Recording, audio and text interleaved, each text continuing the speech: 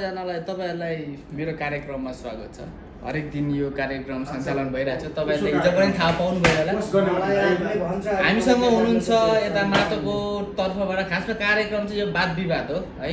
को भन्दा को ठुलो को राम्रो आफ्नो तर्क दिनुहुनेछ उहाँहरुले। हाम्रो यता माटोको तर्फबाट हुनुहुन्छ मिस्टर फुटबल लिम्बू, अर्को हाम्रो ताराको तर्फबाट हुनुहुन्छ मिस्टर पूर्ण कुमार मगर है त।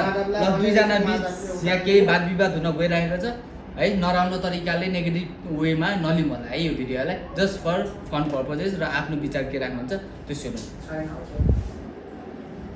सेवारो नमस्ते लस्सो फेकुला जुजुलाको जोडले म अहिले साउदी अरब रियादको बथामा ओर्ले र विशेष म एउटा नेपाली हुँ र म श्रम गरेर अहिले साउदी अरबमा श्रम गरिरहेको छु। जय माटो जय देश। छैन तपाईँ के भन्न चाहनुहुन्छ सर?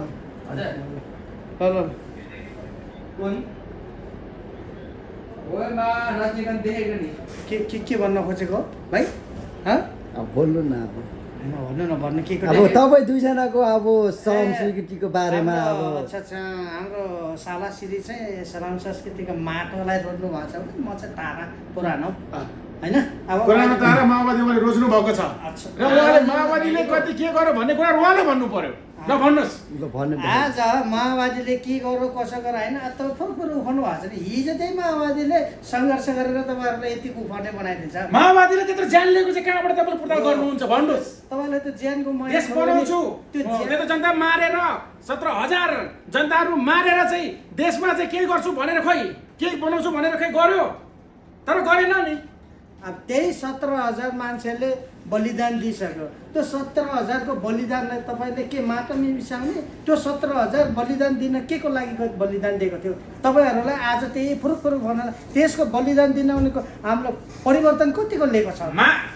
त्यो परिवर्तन हेर न तिमी कहाँ परिवर्तन हैन कसैले माटोमा ल्याएर परिवर्तन गर्ने भन्ने कुरा गर्नु तपाईले कस्तो कुरा गर्दै हुनुहुन्छ? हैन त्यस्तो हैन। यहाँ यता नियम चाहिँ के हो भन्दाखेरि 5 मिनेट उहाँ बोल्नुहुन्छ, 5 मिनेट तपाईँ बोल्नुहुन्छ। 5 मिनेट तपाईको तर्क राख्नु, 5 मिनेट तपाईको तर्क राख्नु है। राम्रो पक्षमा राख्नु, नराम्रो पक्षमा के राम्रो हो के नराम्रो पक्षमा पनि बोल्नु पर्यो, त्यसरी बोल्नु पर्यो है त। त्यही भएर 5 मिनेट आफ्नो पक्षमा टाइम हुन्छ, त्यो अरूले बोलेको बिचमा बोल्नु हुँदैन। तपाईले आफ्नो पार्टीको बारेमा राम्रो छ, यस्तो भयो, यस्तो भयो, कतिजना ज्ञान लियो त्यो सब भन्न सक्नुहुन्छ। ल सुरु। ल तपाईको राय के हो? माटोपट्टिबाट सेवारो दर्शन सेवा सामान्य लसो फपला जोलाको जोडले म अहिले साउदी अरब रियादको बथामा ओर्ले म श्रम गरेर आफ्नो काम गरेर बसेको पनि साउदी अरबमा 20 साल भयो र अहिले चाहिँ म श्रम संस्कृति पार्टी जय माटो जय देश श्रम भन्ने कुरा चाहिँ एकदमै मलाई त्यो शब्द धेरै मन पर्यो र राम्रो लागेर म अहिले सपोर्टमा छु भन्न चाहन्छु। धन्यवाद। तपाईको? नमस्ते, मेरो नाम चाहिँ पूर्णबहादुर बुढाथोकी मगर। मेरो चाहिँ साउदी अरबमा बसाइ चाहिँ धेरै भयो, 32 वर्ष भयो र आज हाम्रो साला श्रीले शरम भन्ने आउनुभएको छ। आज 32 वर्ष मैले यो ठाउँमा श्रम गरेँ होइन। 32 वर्ष श्रम गर्दा पनि मैले हो मेरो परिस्थितिले गर्दाखेरि 32 वर्ष गुलामी भएर म बाँच्न बाध्यता भएको छु। तर यही परिवर्तन गर्नको लागि हाम्रो एउटा तारा एउटा माओवादी भनौँ बेलाको त्यो टाइममा अब सबैले 17,000 को बलिदान दिएको छ। 17,000 मान्छे मार भन्छन्, तर आज हाम्रो 17,000 को बलिदान दिएको त्यसको के हामीले माटोमा मिसाउनु त? तिनीहरूले के यो अहिले यहाँ आउने सुसेसन कसले बनायो? त्यही ताराले बनाएको, त्यही माओवादीले बनाएको। र हामीले त्यो 17,000 को बलिदानलाई हामीले एकदम हामीलाई के गर्नुपर्छ भनेपछि हामीले एकदम उनीहरूको एउटा शहीद घोषणा गरेर एकदम उहाँको पनि हामीले समर्थन लिएर हामी अगाडि बढ्नुपर्छ। यो माटो भनेको त्यही हो, आज छ भोलि छैन, त्यो त भरोसै छैन। हामी भनेको 17,000 बलिदान दिएर 10 वर्ष जङ्गलमा बसेर भए पनि हाम्रो साहित्यहरूले हामीलाई यहाँसम्म लिएको छ। हाम्रो एउटा अझै पनि आश छ यो भन्ने हाम्रो माटोलाई भन्नु छ।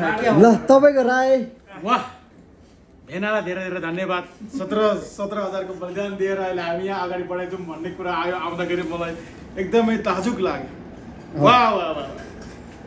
तर त्योभन्दा पहिला भन्नुभएको छ उहाँले श्रम गरेर म श्रम गरेर 30 वर्ष 32 वर्ष बसेँ यहाँ भनेपछि त्यही श्रम गरेर हामी अर्काको ठाउँमा गुलामी गर्नुपर्छ र पर्नु बाध्यता भएको कारणले त्यही नगरोस् नपरोस् हामीले त्यो गुलामी गर्नु नपर्छ भनेरै त श्रम गर्नुपर्छ भन्ने कुरालाई उठाएर माटोले अहिले चाहिँ जुन चुनाव चिन्ह बनाएको छ श्रम संस्कृति पार्टी जय माटो जय देश भनेर बनाएको छ र श्रम भनेको चाहिँ चिज भने कस्तो भने त्यही हामीले नेपालमा बसेर हामीले श्रम गर्नु भने हामी नेपालमा आफ्नै नेपालमा केही गरेर बसौँ के गरेर खानुपर्छ के गरेर हामी चाहिँ उत्पाद गरेर चाहिँ कमाएर हामी आफ्नै नेपालमा गर्नु भन्ने कुराहरू त्यही तरिकाले त्यही सुजन त्यही तरिका निकालेर चाहिँ त हामी श्रम संस्कृति पार्टी बनाएको हो नि त तपाईँ भन्नुहुन्छ अब नेपाली जनता 17,000 मानेर हामीले चाहिँ माओवादीमा हामीले यसरी गरेर यसो गरेछौँ भनेर भन्नुहुन्छ यो कस्तो कुरा गर्नुभयो तपाईँले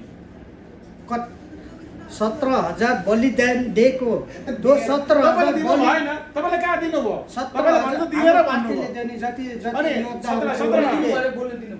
जति पनि 17,000ले बलिदान दिए के तपाईँहरूको लागि खेल्नेको लागि दिएको थियो होला एउटा देशलाई अगाडि गएर केही प्रगति गरौँ एउटा हामीले हाम्रो राजतन्त्र हाम्रो देशमा कतिको एकलौटे उ थियो तर उठ बस गर्ने गराएका थिए दलाल शोषकहरूले तर माओवादी आएदेखि तपाईँहरूलाई यो ठाउँसम्म लिने त माओवादीकै हात छ त 17,000ले बलिदान दिएको छ त त्यसै आएको थियो र त्यो 17,000को के हामीले तिनीहरूलाई चाहिँ व्यवस्था गर्ने तर शरम भन्नुहुन्छ शरम त हामीले शरम देशले जति पनि हामीले शरम भन्नुहुन्छ शरम त मैले 30 वर्ष गरेँ त तर 30 वर्ष गरे के कारण गरेर बस्नु तर हिजो श्रम गरे बापत आफ्नो देशमै गरौँ भन्नु एजेन्डा निकालेको कुरा यही हो मैले बुझेँ शरम भनेको हाम्रो हामीले अर्को देशमा गुलामी गरेर श्रम किन गर्ने यही श्रम यही हामीले मेहनत गरेर भने चाहिँ नेपालमा गर्दा पनि हुन्छ भन्ने कुरा हो एजेन्डा यो यता सुन्नु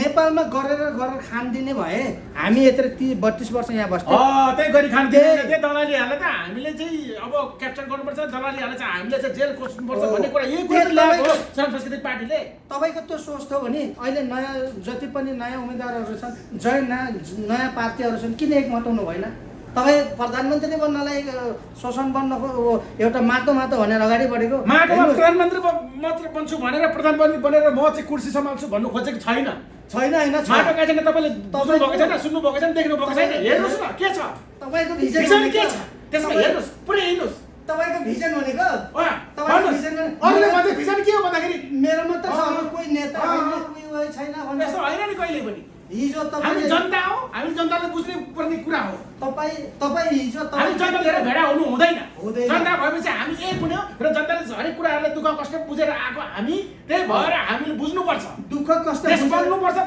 हो भने हामी माटोलाई सपोर्ट गर्ने हो संस्कृति गरेर एउटा चाहिँ देश चलाउने हो तपाईँले हिजो दुःख बुझेको थियो भने हिजो कति दुःख गरेर यो ठाउँमा माओवादीले लिएर आएको थियो तपाईँले त दुःख बुझ्नु भएको छ हिजो त्यति दुःख गरेर यो ठाउँमा लिएर अहिले त गर्नुपर्छ भन्दाखेरि देश अर्काको देशमा किन गुलामी गरेर दुःख गर्ने त आफ्नो देशमा गरौँ आफ्नै देशमा श्रम गरौँ भन्ने कुरा यही कुरा एजेन्डा यही हो के तपाईँलाई देशको माया छ भने देशको बनाउने इच्छा छ भने तपाईँ एक्लै कहिले पनि गर्न सक्नु एक्लो उहाँले कहाँ भनेको छ हामी सबै मिलौँ भनिरहेको छ छेत्री बाहुन दमाई कामी राई लिम्बू मगर नेवार तामाङ सबैले त एकजुट बनाउँ भन्नु भनेको छ त तपाईँ जातीय भएर गयो जानुभयो तपाईँ जातीय पनि आएको छ जातीय पनि त्यहाँ ठोकर लगाएको छ त्यही माटोले लगाएको छ होइन जातीय भनेको छैन सबैले समेटौँ हामी एकबद्ध हौँ भनेर कुरा निकालेको छ तर हामीले नबुझेको मात्र कति क्लिप काटेर बनाएको छ त्यहाँ